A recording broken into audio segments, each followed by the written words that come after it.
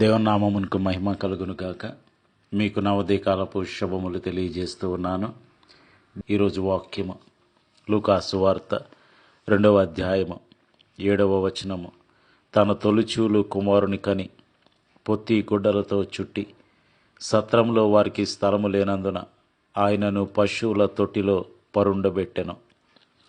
దేవుడి వాక్యము ద్వారా నేడు మనతో మాట్లాడి మనము ప్రభువుకు విధేయత చూపించిన వారమై విధేయత ద్వారా కలిగే దీవెనను పొందుకునే కృప దేవుడు మనలో ప్రతి ఒక్కరికి దయచేయనుగాక.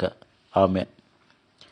సర్వశక్తిగల దేవుడు, సర్వోన్నతుడు, ఆకాశ మహాకాశములు పట్టజాలని దేవుడు మన దేవుడు. ఆయన అన్నారు, ఆకాశము నా సింహాసనము, భూమి నా పాదపీఠమని. మరి అటువంటి మహాగణుడు, మహోన్నతుడు, భయంకరుడు నగు మన పరలోకపు దేవుడు ఈ భూమిలోనికి వచ్చినప్పుడు, నరావతారిగా వచ్చినప్పుడు ఆయన పశువుల తొట్టిలో పరుండబెట్టబడ్డాడు. ఎంత విధేయత! ఆయన కుమారుడై ఉండి తాను పొందిన శ్రమల వలన విధేయతను నేర్చుకునెను అని వాక్యం సెలవిస్తూ ఉంది. మానవ దేహము ఎంత ఇబ్బందికరమైనది. ఒక రోజు తినకపోతే అది నీరసిల్లిపోతుంది. ఒకరోజు కడగకపోతే అది వాసన కొడుతుంది. అది ఎంతో ఎండకు తట్టుకోలేదు, చలికి తట్టుకోలేదు, వర్షానికి ఇబ్బంది పడుతుంది. మట్టితో చేయబడిన శరీరము ఎంతో ఇబ్బందికరమైనది. అయితే దేవుడు ఎంత తగ్గించుకోకపోతే, ఎంత విధేయత చూపించకపోతే ఆయన శరీరావతారిగా నీ కొరకు, నా కొరకు ఈ లోకంలోనికి వస్తారు. ప్రియ సహోదరుడా, సహోదరి, క్రిస్మస్లో యేసు యొక్క విధేయత మనం చూడాలి. ఏదెను తోటలో ఆదాము హవ్వల అవిధేయత వలన పాపం ప్రవేశిస్తే పాపం వల్ల వచ్చే జీతం మరణము ప్రవేశించింది. అయితే విధేయత వల్ల జీవం కలుగుతుంది. ఆ జీవము నిత్య జీవమునకు కారణమైంది. ప్రియ సహోదరుడా, సహోదరి, ఈ దినమున దేవునికి నీవు విధేయుడవా, విధేయురాలువా? విధేయత జీవము, నిత్య జీవమునిస్తుంది. అవిధేయత మరణాన్ని తీసుకొని వస్తుంది. ఆయన తల్లిదండ్రులకు విధేయత చూపించాడు అని లూకా సువార్త 2వ అధ్యాయం చివరి వచనాల్లో రాయబడింది. అవును, ఆయన తండ్రి అయిన దేవునికి విధేయత చూపించారు. తన శారీరక తల్లిదండ్రులైన యోసేపు, మరియలకు విధేయత చూపించారు.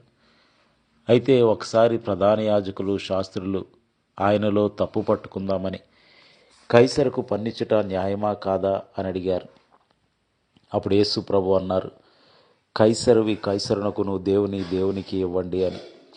ఆ అద్భుతమైన సమాధానమునకు వారిక మాట్లాడలేక అక్కడి నుంచి వెళ్ళిపోయారు. ప్రియ సహోదరుడా, సహోదరి, ఆయన తండ్రి అయిన దేవునికి విధేయుడై జీవించాడు. ఆయన తన తల్లిదండ్రులకు విధేయుడై జీవించాడు.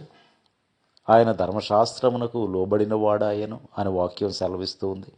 ఆయన ప్రభుత్వానికి లోబడ్డాడు. కాబట్టి ప్రియ సహోదరుడా, సహోదరి, క్రైస్తవులముగా మనము క్రిస్మస్ సెలబ్రేట్ చేసుకుంటున్న మనము తండ్రి అయిన దేవునికి విధేయత కనపరచాలి. తల్లిదండ్రులకు విధేయత చూపించాలి. తమ్ముడు, చెల్లి, నీవు క్రిస్మస్ సెలబ్రేషన్స్లో చర్చిలో ఎంతో యాక్టివ్గా, సంబరంగా నువ్వు పార్టిసిపేట్ చేస్తున్నావు. సంబరంగా ఎన్నెన్నో డెకరేషన్లు అవి ఇవి చేస్తున్నావు. క్యారల్స్లో పాల్గొంటూ ఉన్నావు, మంచిదే. మరి నీ తల్లిదండ్రులకు నీవు విధేయత చూపిస్తూ ఉన్నావా?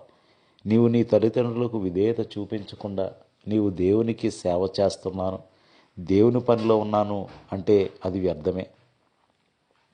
అయితే మనము ప్రభుత్వానికి కూడా విధేయత కలిగి జీవించాలి.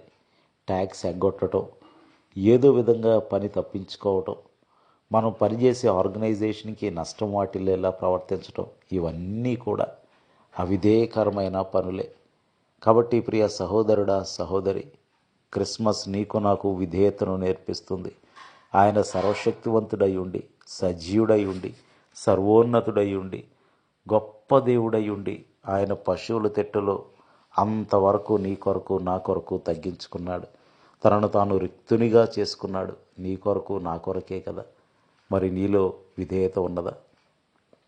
ప్రార్థన చేసుకుందాం. సర్వోన్నతుడును సర్వశక్తివంతుడు అయిన మా ప్రియ పరలోకపు తండ్రి, జీవం గల దేవ, క్రిస్మస్ అంటే విధేయత అని, తండ్రి అయిన దేవునికి మీరు విధేయత చూపించి శరీరావతారుగా ఈ లోకంలోనికి వచ్చారని, ప్రభువ నీ శారీరకమైన తల్లిదండ్రులైన యోసేపు మరియలకు మీరు విధేయత కనపరిచారని, వారికి లోబడి జీవించారని, ధర్మశాస్త్రమునకు లోబడి మీరు జీవించారని, ధర్మశాస్త్రములను నెరవేర్చారని, ప్రభుత్వమునికి ఇవ్వవలసింది ప్రభుత్వానికి మీరు చెల్లించారని.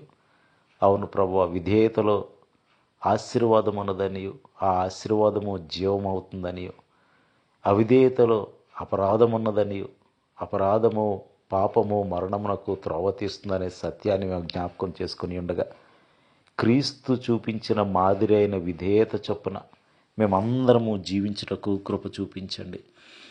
ప్రభువా, నిన్ను చూచిన వారు ఈలో విధేయతను చూచి, విధేయత వలన గొప్ప ఆశీర్వాదం ఉన్నదని గ్రహించిన వారే ప్రతి ఒక్కరూ విధేయత చూపిస్తూ ముందుకు సాగిపోయే కృప ఈ వాక్యం చిన్న ప్రతి ఒక్కరికి దయచేయండి. ప్రభువా, మేము నీ వారము, నీవు మేపు గొర్రెలము నాయన. మా పనులలో, ప్రయాణాల్లో, ప్రయత్నాల్లో కృప చూపించండి.